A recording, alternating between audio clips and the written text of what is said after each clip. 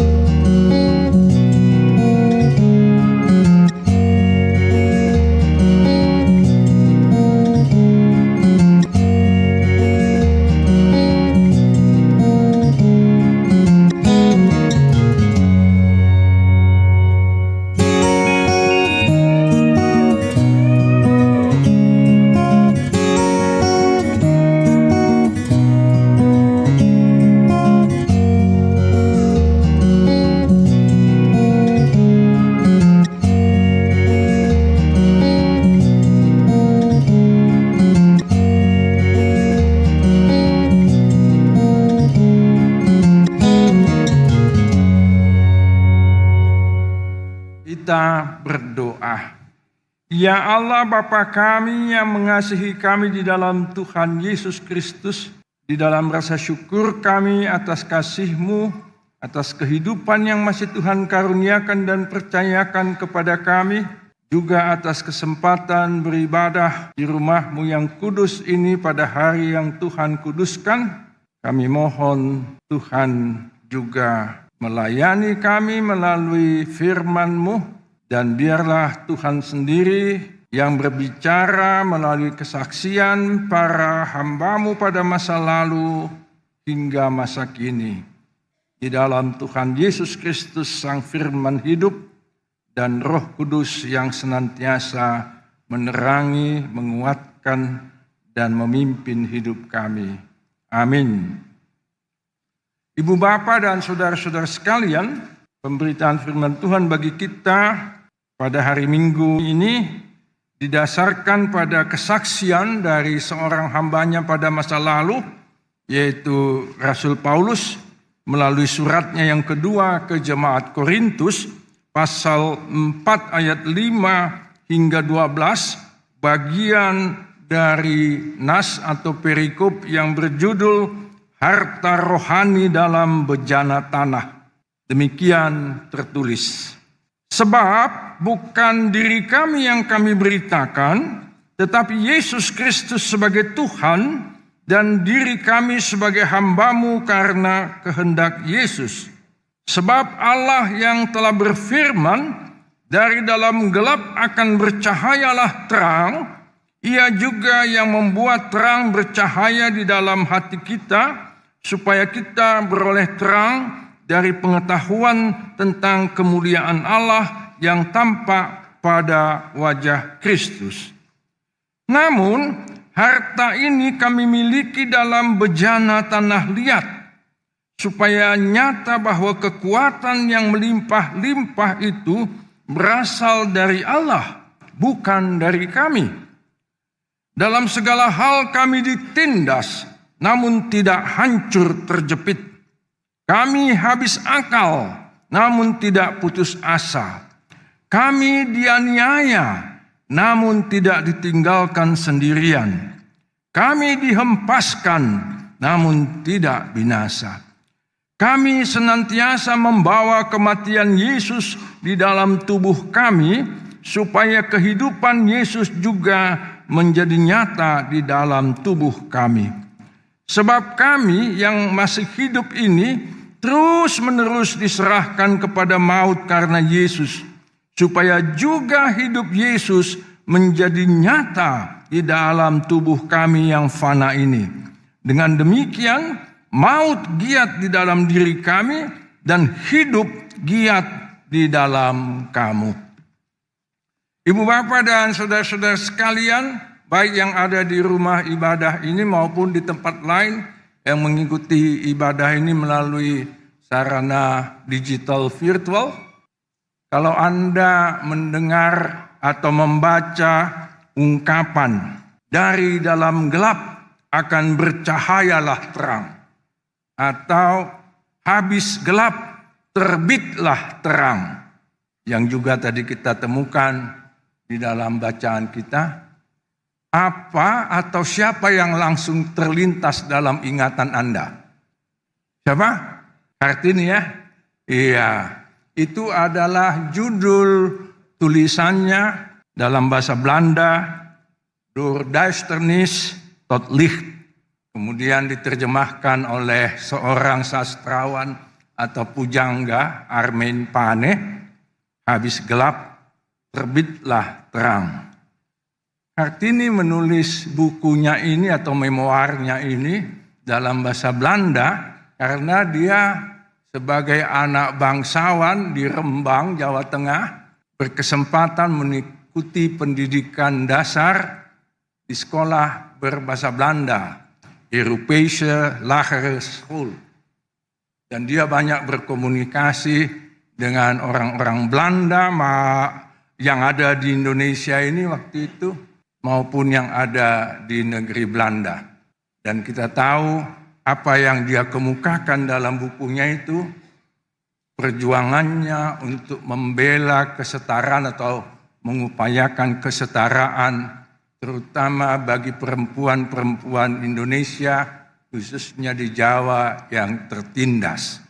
Satu ketika saya bertanya kepada cucu kami, siapa nama ibu kita Kartini?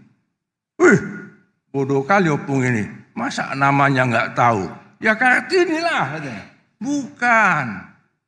Coba kita nyanyikan. Ibu kita Kartini, Putri Indonesia, harum namanya.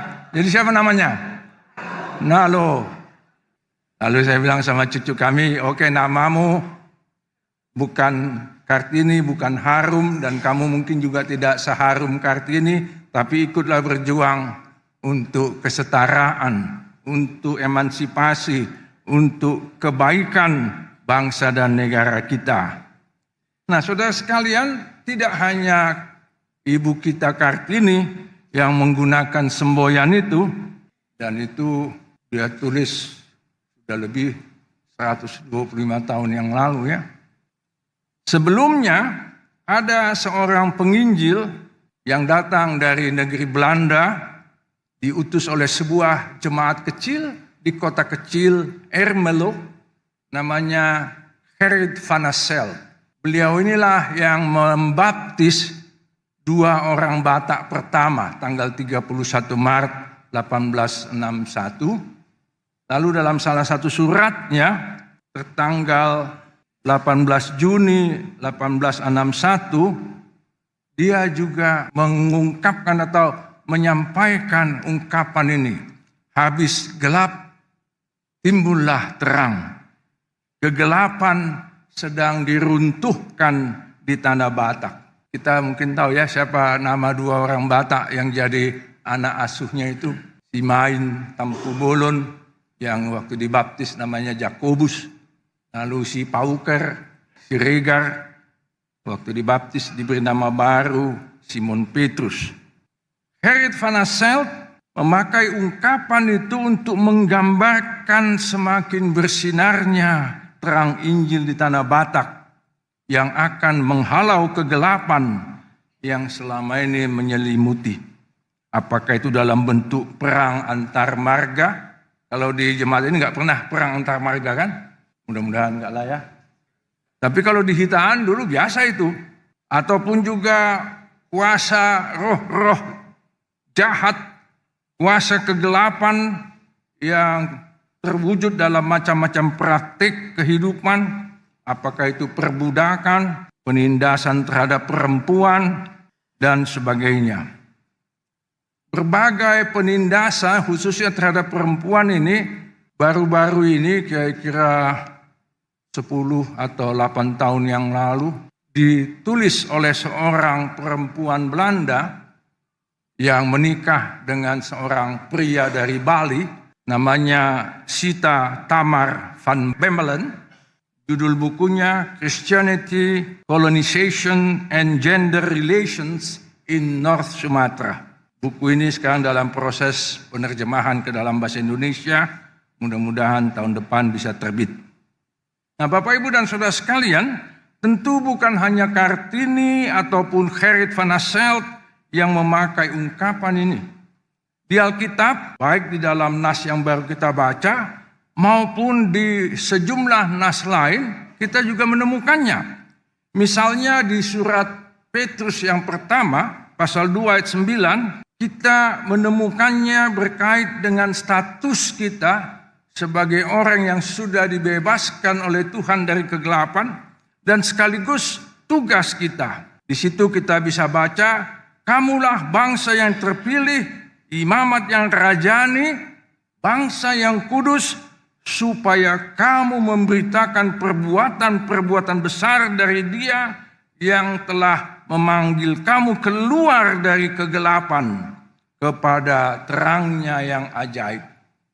Dengan kata lain, kita tidak hanya dibebaskan Tuhan dari kegelapan menuju terangnya yang ajaib, tapi juga ditugaskan Tuhan membawa terang itu, membagikan terang itu untuk membebaskan masih banyak orang di dunia ini, termasuk di negara kita ini yang masih hidup dalam kegelapan. Kembali ke nas yang baru kita baca ini, 2 Korintus 4 ayat 5-12 ini. Apa yang Tuhan hendak sampaikan melalui hambanya Rasul Paulus dari firman-Nya ini? Dari dalam gelap akan bercahaya terang. Pada saat itu sebenarnya Rasul Paulus diinspirasi oleh nas tentang penciptaan alam semesta, khususnya Kejadian 1 ayat 3 yang di situ tertulis, jadilah apa? Jadilah terang. Terang adalah suatu ciptaan Tuhan yang tentu didukung oleh benda-benda penerang, berbagai planet atau benda yang beredar di alam semesta ini. Tapi di sini Rasul Paulus sebenarnya tidak sedang berkhotbah atau menginjili tentang tindakan Allah menciptakan alam semesta, melainkan dia mau menegaskan bahwa di tengah-tengah kegelapan yang sedang mengurung dirinya, Injil tetap bercahaya dan memberi terang. Justru pada saat itu Rasul Paulus sedang dikuasai oleh berbagai kuasa kegelapan. Di Kisah Para Rasul pasal 18, nanti Bapak Ibu bisa baca di rumah ya, diceritakan secara lebih rinci apa yang dialami oleh Rasul Paulus di Korintus, di kota Korintus yang juga di situ sudah berdiri jemaat Kristen.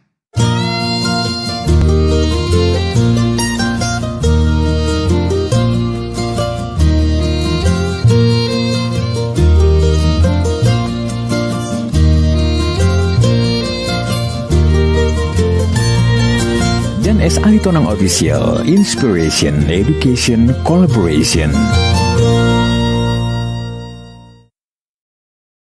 Kota Korintus itu sebuah kota pelabuhan yang besar dan kaya raya, banyak pengusaha di sana, dan pada abad ke-20 yang lalu salah satu pengusaha di sana itu Onassis. Kita pernah tahu ya, yang kemudian menikahi istrinya John Kennedy. Tahun lalu saya berkesempatan mengunjungi Korintus. Nanti Bapak Ibu kalau ada kesempatan juga jangan hanya berpikir mengunjungi Yerusalem. Yerusalem penuh dengan perang, penuh dengan kebencian dan sebagainya. Bapak Ibu bisa pergi ke Yunani, mengunjungi Athena yang dituturkan di Kisah Para Rasul 19, Korintus, Tesalonika, sampai ke Filipi. Banyak jemaat-jemaat tua di sana.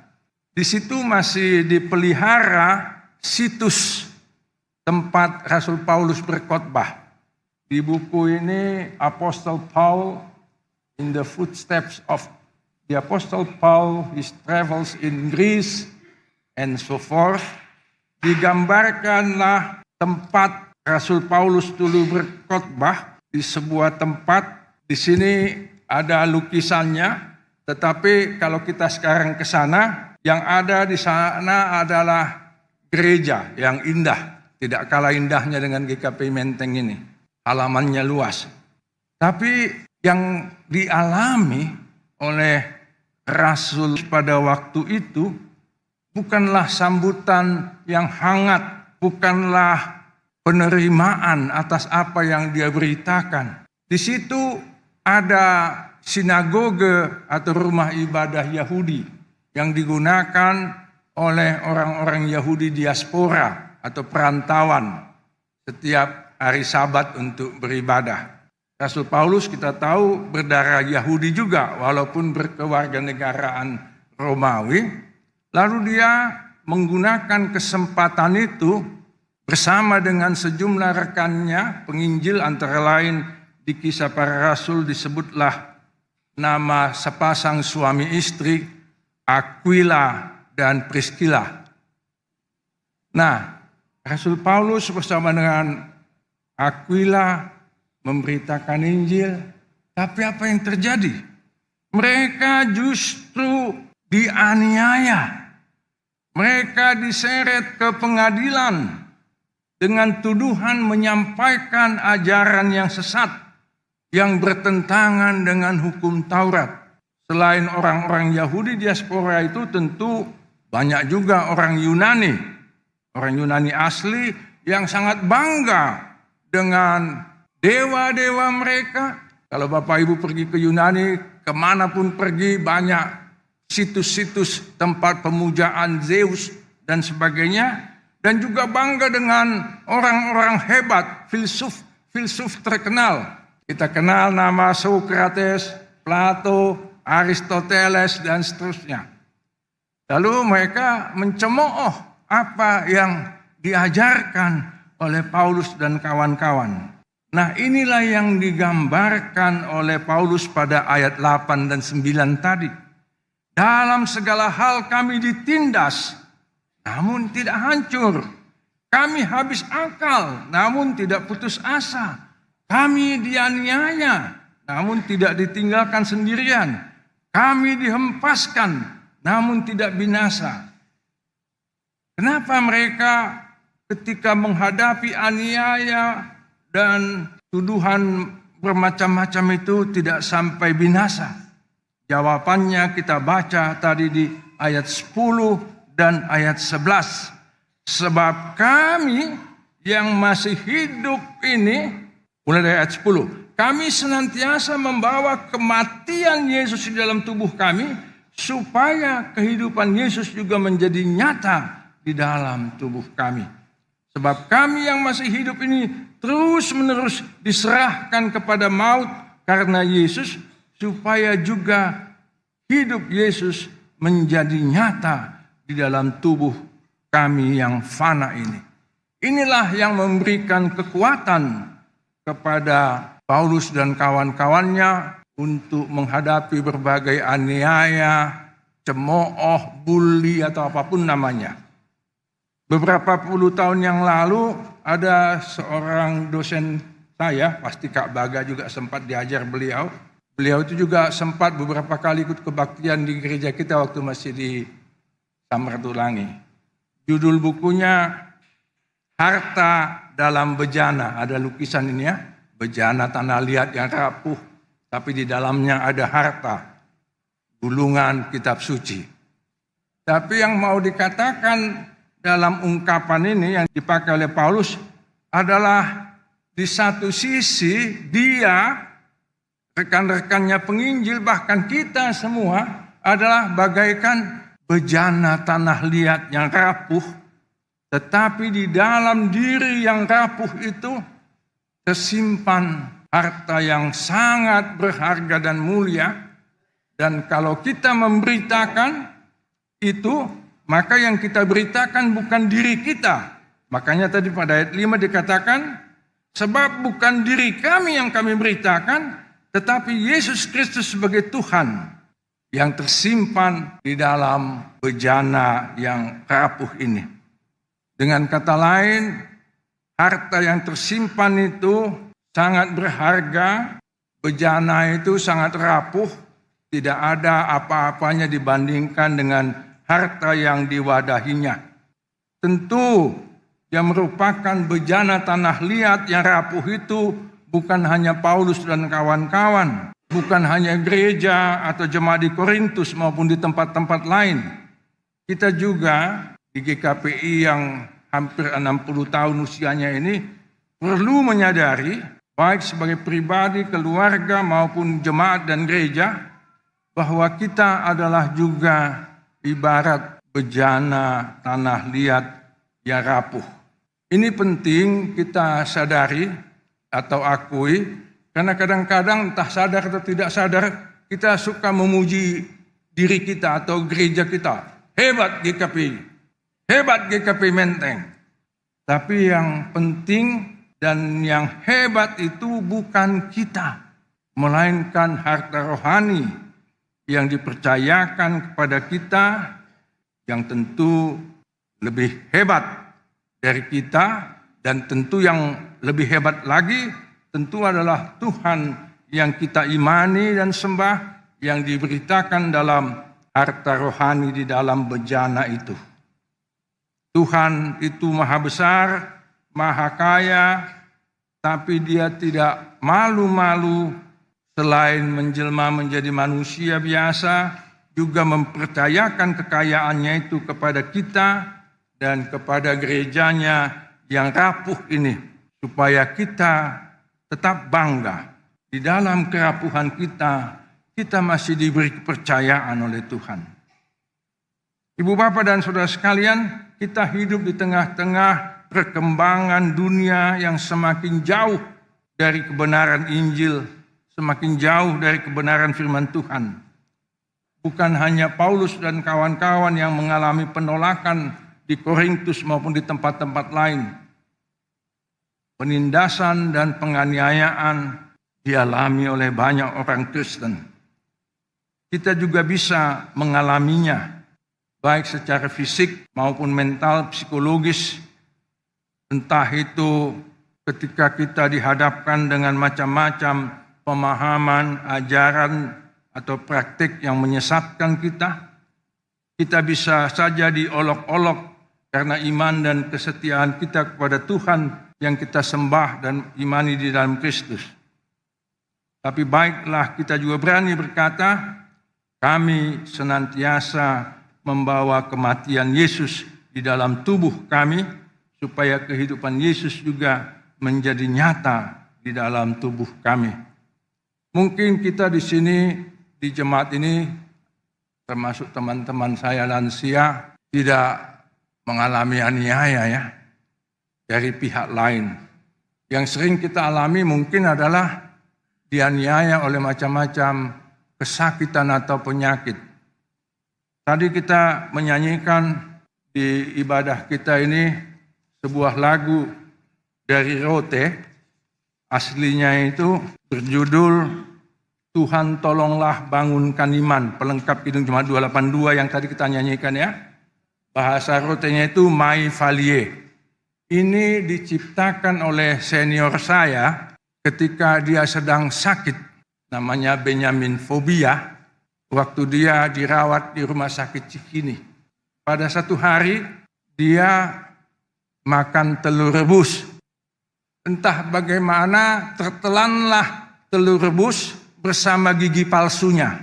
Ya, kita ketawa tapi dia tidak lama kemudian meninggal.